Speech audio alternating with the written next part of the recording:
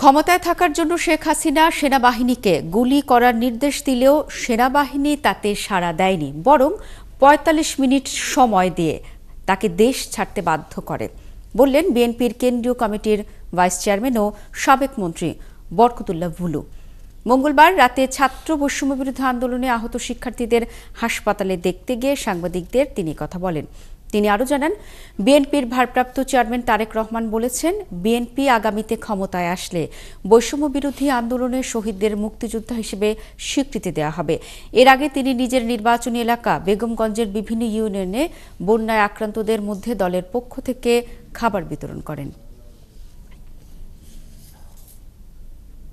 যারা আহত হয়েছেন, যারা শহীদ হয়েছে, যারা পুনরুত্থান করেছেন, এদেরকে রাষ্ট্রীয়ভাবে মূল্যায়ন করা হবে, এদের রাষ্ট্রীয়ভাবে পুনর্বাসন করা হবে, এদের পরিবারকে রাষ্ট্রীয়ভাভাবে স্বীকৃতি দিয়ে এদের রাষ্ট্রীয় পুরস্কৃত করবে এবং আর্থিকভাবে যে প্রকারে যে যা দরকার সব কিছু রাষ্ট্রীয়ভাবে করা হবে।